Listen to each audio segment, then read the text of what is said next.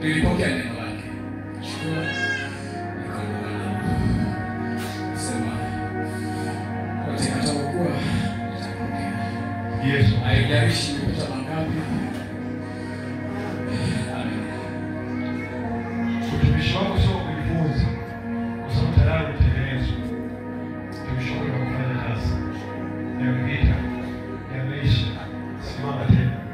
Mwenye haki wa Mungu akianguka mara ya kwanza usimama tena. Ya pili, ya tatu, mpaka ya saba usimama tena. Nenda kaangaze na Yesu kuonekana kwenye maisha yako.